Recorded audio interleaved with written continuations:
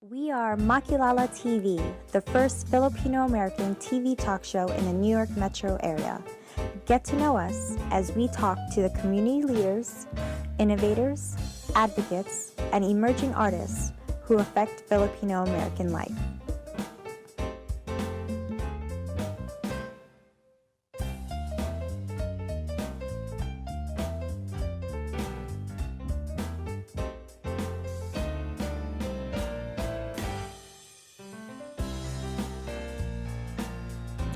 Welcome to Makilala. My name is Cristina Pastor. In 1999, two young men wearing black trench coats rained shots on a school library in Colorado. 13 people died in what is now known as the Columbine Massacre. America was rocked to its core by the horrific, cold-blooded shooting. Many were angry, anti-gun advocates protested, politicians vowed to do something, and yet we've seen more serious incidents of gun violence in the years to come. Virginia Tech, 32 dead. Sandy Hook, 21 children, 6 teachers dead. Pulse nightclub, 49 dead. And just last month, Las Vegas concert, 58 dead. Nearly 20 years after Columbine, the killings continue. The casualty toll is rising, and Americans are coming around to the idea that they will have to get used to horrific mass murders around them. Gun rights advocates say that people and not guns are the ones who kill. They also point to the Second Amendment, which guarantees for Americans the right to own guns. Today, our guests will help us make sense of why our country is at the grip of gun violence. Cheryl Quinio-Blodgett is a political analyst and the president of Keenyo Consultants, a political and business management consulting firm. Erwin de Leon is a policy researcher and academic. He worked for many years as a research associate at the Urban Institute in Washington, D.C. And our guest co-host is a good friend and fellow journalist, Lenn Almadin-Thornhill. She is an editor at China Global Television Network in Washington, D.C. My co-hosts, Jen Fuhrer and Rochelle Ocampo, will be joining us in our next episode. Welcome to Makilala. Thank you. So let me just tell you that I was looking for a Filipino gun owner, and the two people that I saw, that I met, didn't want to come on television. I wonder why. And I asked one of them, why do you have to own a gun?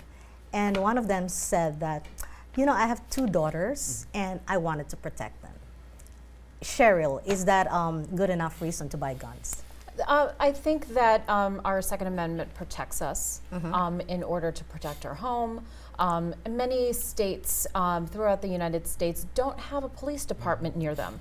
So owning a gun is their only defense. They can't call 911 because it may not come for an hour. Well, this person lives in Virginia, which is known for its very lenient gun ownership rules, I think, right? Right, right, that's correct. So, Erwin. Well, I think what we have to figure out, what do we mean by guns, right? And I think when we talk about gun control or about this issue, we just conflate all the different guns.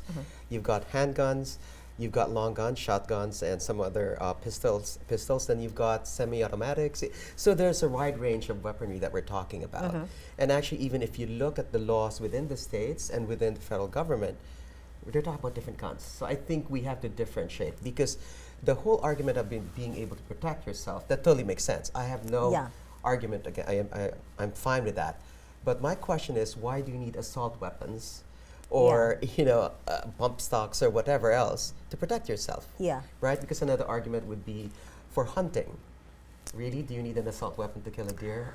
And if you need an assault rifle to kill a deer, you're not a very good hunter. Exactly. Right. I think gun ownership is okay to some people or to many people, depending on what research you're using, as long as the gun does not fall into the wrong hands, like people with mental issues or people who have anger management issues maybe.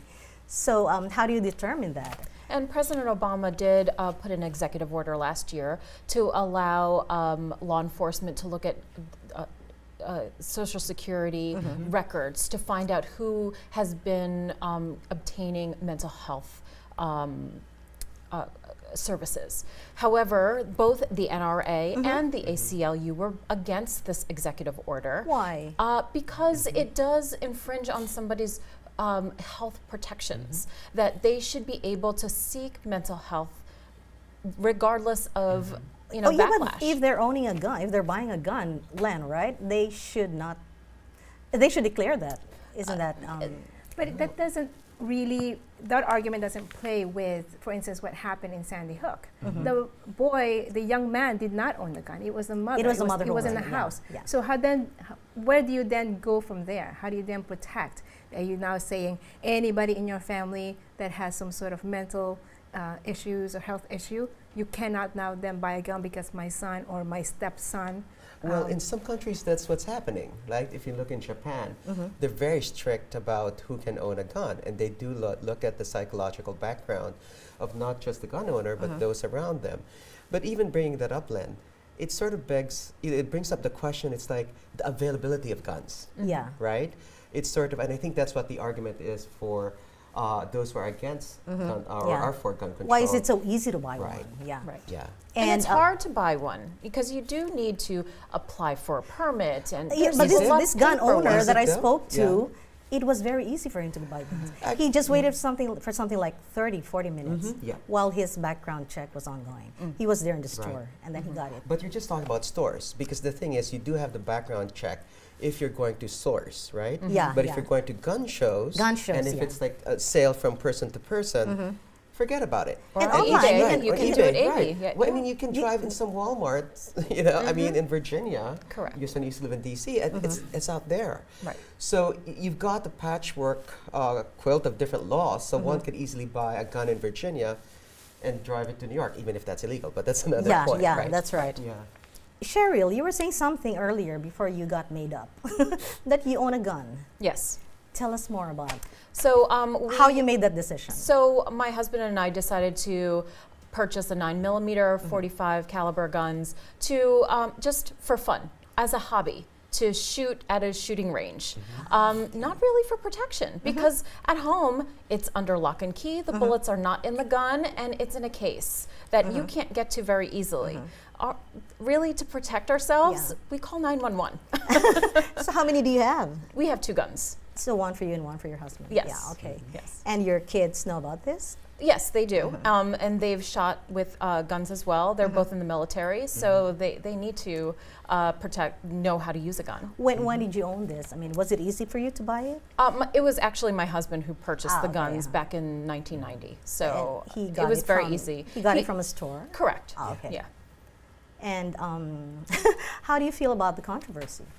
Well, the controversy, if you look at Las Vegas, the Las Vegas shooting, using mental health isn't always an indicator, because this man had no background of mental health history. That's right. And he was able to get guns in various states. He was an avid hunter in Alaska. That's right. So it was just one day, who knows? He was killed, unfortunately, before we could understand why. That's right. And I think it's the understanding of why that people still say it's people who shoot, not the guns. The guns are not the problem. It's the people that are the But problem. if they don't have the tools to kill, though, Right. right? I mean, I see the argument, but then again, if you don't have it, And then you have the Right. gun owners who Right. said this tragedy in New York a couple days ago Yeah. on Right. Halloween, where what are you going to do? You're going to outlaw cars now Right. because some guy decided to run down people with a car. fair enough, but there are also different kinds of guns. Like personally, just for the record, I'm not against handguns. Right. I don't see the value, the reasoning behind having to own very powerful weapons. And I think it also people like, what's so wrong with regulations, right? Right. I mean, just there are traffic regulations, there what have you, of course. Will there always be one person that will go through it? Absolutely. Right. But we still have to have safeguards against that, right? Absolutely. It's like when you go back to cars. There was a time when people didn't have to buckle their seatbelts. Right. But at one point, we all agreed as a society that it's helpful. Yeah. But there's a cost to not having that. So, and just for the record, his history, guns have been regulated, right? During the Al Capone era, up to the 80s. Yeah. So it's never been regulations are okay. And even if you look at the case, the Supreme Court case from 2008, Scalia himself, this is against handguns in Washington, D.C., okay, they overruled D.C. and said, no, people have a right to have guns, handguns, but not more dangerous weapons. So again, I go back to the point of just having to look at the nuance, look at the different kinds of weapons we're talking about. But the other argument is how much Yeah. regulation are we talking about Sure. here? Right now you're saying, okay, no bump stocks, okay, no automatic weapons, no semi-automatic. And then somebody down the line will use the handgun that he owns legally. Right. He doesn't have any mental health issue, and then ended up, hurting a lot of people. Do we then go back then and do more regulation? I mean, that's another argument, Well, then right? you also have the children who Yeah. have killed more Right. people than gang Correct. members because they take out their parents' guns and they shoot themselves. And these are just handguns, not assault rifles. These are So when we're talking about regulation, the other argument is, when do we stop regulating our But second? that goes for that goes for anything, right? Right. Regulating food to regulating whatever. The problem is when people are just, use that argument. It's a slippery slope, but you need regulation. The reality, whether it's the economy, whether it's the environment, whether it's our food, whether it's our guns, it's part of it, right? But as a society, and the way we're set up, I highly doubt it'll get to a point where it's going to be banned totally. Yeah. Right. Right? Well, it's our Yeah. Second Amendment Constitution. Well, It's in our Constitution Right. to hold that anyone is able to own and but have it's a how you handgun. interpret the Yes. Second Amendment. Yeah, how do you again, right? interpret the Second Amendment? Yeah. I mean, like, if you think about it, the Second Amendment was created when the technology of a gun was Correct. sticking powder in a musket Right. and packing it and then lighting the gun Right. Yeah. so that it could shoot. And you can take off one shot at a time. And it took about 10 to 15 Right. minutes to actually load a gun. Now, with the It's a technology that it is today. Is there a need to amend? I mean, I- from a legal point of view, I do. constitutional point of view. I do. I mean, like, I believe I was saying this earlier, that it is easier for women to lose their rights because there is no ratification in the Constitution than it is to lose your right to own a firearm because it is in the Constitution. But can I just go back to Okay, that, though? sure. Because the Second Amendment, right? The language is so vague. It was Yeah. written centuries ago for at a certain time. If you look at it, like, there are 4 phrases. It alludes to the militia, comma, then there's another phrase, and then we're talking about the right of people. But then again, it's as with anything with the Constitution. Do we treat it as a static document or something organic that changes? It is a totally different time. We're talking a time when the colonies had to protect themselves. So that's why they had militias. The guns were only owned by white men. They had to have the guns to be part of the militia. So it's so it's not clear. Even the Supreme Court itself is still arguing. Correct, What and what is the right to what weapons? And the current Right. government Yeah. were governors of England, of the country of England. Right. So the lawmakers that were currently in power was England, and our colonists and our forefathers were trying to write in the Constitution that we should be able to bear arms Correct. against these tyrannists. Right. How critical is the role of the NRA? Are they being unfairly blamed, or do they Well, deserve the blame Blame for what? for the gun violence that we see around us? No, because they control Congress. The NRA has yeah. a very simple message. It is the Second Amendment Constitution. It is your right to own firearms. And they have I guess 30% of the American population is a member of the NRA. That's correct. And very few dollars of their money, of the membership that goes to the NRA, is used for lobbying. The rest of the money that's coming from lobbying is coming from gun technology corporations that are flooding the NRA with money and donations so that they can be the lobbyists on the Hill to protect their investment. You which said something are about guns.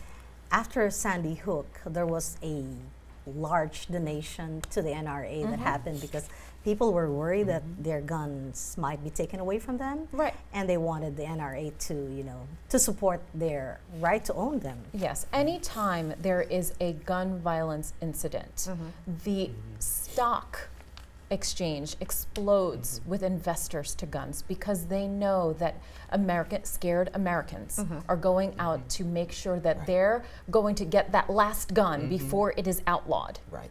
which will never happen. Do you have any information on how many Americans actually own guns? Only 30% of Americans 30% own guns. But here's the thing, though. The reality is who actually lobbies, right? The government, the federal government. Statistics are that actually survey data actually shows that people who own guns are more likely to contact Congress than those who don't own guns or those who are against guns. Why would they contact Congress? Well, because they're motivated. Oh, they're They're okay. motivated. And I think, it's not just the NRA that's behind this. I think, this is a great democracy, and we really have, have a stake in it, and we also determine where it goes. So just the mere fact, if their folks are against guns, well, they have to get off their asses and call their Congress people, right? But the point is, the data shows that they're more likely not to do anything, right? It's folks who are gun owners are more passionate about this because, like a majority of them think about, it's about freedom. It's about their freedom. Yeah, to yeah, own, that's right. to own. It came out in a Pew Research study that says, 74. yeah, most gun owners, they believe that owning a firearm is tied to their sense of personal freedom. Yeah. And the biggest motivation for owning a gun is for protection. Correct. Just Yeah. like this Filipino gun owner that I spoke Yeah. to. He wanted to protect his 2 daughters. That's But for right. those who you say, if you are against owning a gun, the statistics is not a lot of Americans against owning a gun, right? They're split, isn't it? I don't know the exact numbers, but I do know majority of Americans are for some form of gun control. Of gun control. Some form Yeah. of regulation. I think, look, I think the reality is if you ask a lot of Americans, I still go back to that, what kind of weapon are we talking about? So Americans are, I think if you just talk about handguns, we wouldn't be having this conversation, frankly. But if the majority of Americans are against or are for some sort of I think it's regulation, 50-50. I think Yeah. it's 50-50. It's according about to- 51%. why Yeah. hasn't Yeah. our Yes. politicians, you've worked in political scene for many years, why aren't politicians more vocal, or even the local politicians? If I know half of my constituents are for some form of regulation, why aren't they speaking up? Even gun owners look at some sort of regulation. Even when I do polls on Facebook, there are many people that want some sort of regulation on guns. People with mental health Yeah, issues should that's the not biggest, own yeah. a gun. People with domestic violence records should not own a not gun. own, yeah. And there are many gun regulations that are being moved forward on a state-by-state level. However, that Why don't they move ahead and get passed? Well, they're assuming politicians listen to their constituents. I mean, the reality is politicians listen to who give them the money. correct. And also, Which they're is all the NRA well, and the NRA other and lobbying other groups. interests. And Other then the interests, reality yeah. is, it's the way our political system is set up. You get elected, and now with the cycle, 2 years in, you're already thinking of getting Yeah, reelected, yes. and Congress is every shorter term. So I think the reality is, nothing's going to happen in Congress, right? And as soon as you get elected in, you're Yeah. already fundraising Correct, the for day the next that cycle. yes. Yeah. So, So it's is the message then, for people for those who want it to be changed, give some money? I mean, is it something like it's not as easy No. as that because the normal constituent doesn't have the money that corporate gun technology companies have. They'll never come up to that level. But what they can the do, pro-gun- though, is to act. I have Yeah. a question. The pro-gun lobby, not the NRA, the regular folks who own guns, they're not as vocal, are The they? gun law. No, I mean, Regular citizens who own guns, no, are that's they? what I'm saying. They're the ones who are more likely to talk. Yes, they and will actually, they're the call. ones who are going to call Congress. They're not out there protesting, are they? No. But they're Yeah. but see, it's not just a protest. You know what's effective aside from giving money? This goes for any issue. Call your congressman. Right. Because they might look at the money, but they also look at how many people actually call. Right. They listen. But the problem is those, and I say this in general, those on the left on a number of issues, Yeah. they need to move more. They have to work more to actually call, to show up. Right? So, it won't change. The reality won't change. But if wherever you fall on this, you need to act. That's right. Right? Len, you said that you also own a gun? Do I? We did. I mean, I do. Yeah. I do own 2 guns Right now? Yeah. Yes, we bought it. But the same with Cheryl. Initially we bought it for protection. We lived in a not very nice neighborhood back then, and we were in Texas, and it was easy. It was fairly easy. They did the background check within a couple of hours. Here you go. Was You it know, expensive? It wasn't back then. couple $100 for a nice handgun. But we bought it for protection. We've never even, I've never fired it. Do you still didn't. have it? I still have it. Were you able to? Oh, you did not even get to use it? No, I've Okay. never even held it. My husband held it maybe twice. And it's the same as Cheryl's. It's in a safe. Bullets are in a different location. If you ask me, would I buy it now? Am I against buying a handgun? No. Would I buy it now? Probably not. Do your kids, are your kids aware that there's handguns in the house? Yes, Okay. they are, and they're afraid of it. So they're not. They don't even know where it is. But it is back then the whole idea of I can buy a gun. I can protect myself. It went a long way. That I can protect myself and will not be a victim. And it gives people security. It gives that people they security, are able to have that That's protection. right. Yeah. We're trying to understand that now. So it's not as black and white as some It's people make it out to be. very, Yeah. very It's not. difficult. It's Yeah. a very complicated issue, and you just can't have either or. Right. That's right. Yeah. So that's why I've been saying you really have to try to understand it, peel it apart. Yeah. That's right.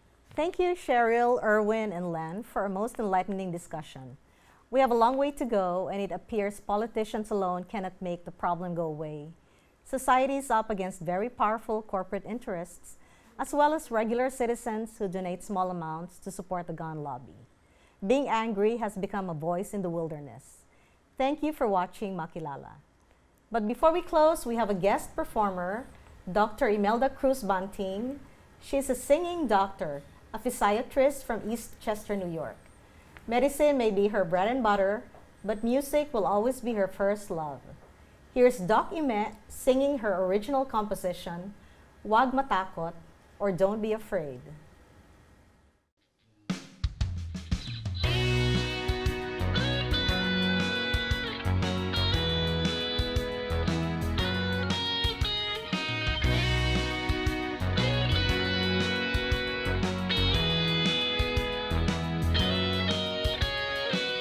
Unang beses tayo nagkita, kumislap ang aking mga mata.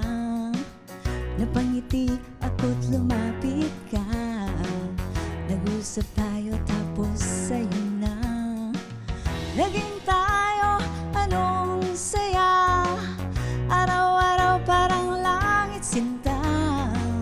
Naging malalim ang nararamdaman, ngunit bigla ka na lang lumamlam. Huwag ka namang matakot, sinta, di ka naman matatali pa. Tuloy lang natin ang pagmamahalan, huwag mong pigilin ang nararamdaman. Kahit na di mo sabihin sa'kin, ramdam ko gusto mo kong lisanin. Kahit anong pilit kong intindihin, di ko kayang mawala ka sa'kin. Wala naman akong maling nagawa para iwan mo na lang bigla. Sige na nga, ako na ang may sala, huwag ka lang maglahong parang bula. Huwag ka namang matakot, sinta, di ka naman matatali pa. Tuloy lang natin ang pagmamahalan, huwag mong pigilin ang nararamdaman. Kung alam ko lang, ikaw ay luwag, pinaglaruan na lang sana, sana na lang kita.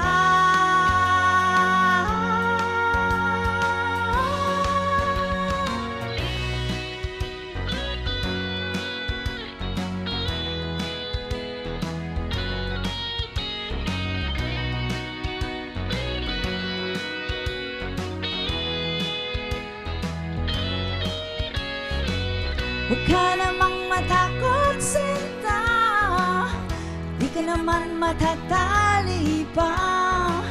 Huwag mo naman akong gawin mukhang tanga. Naiiwan mo na lang basta-basta. Huwag ka namang matakot, sinta. Di ka naman matatali pa. Tuloy lang natin ang pagmamahalan. Lubusin nating nararamdaman.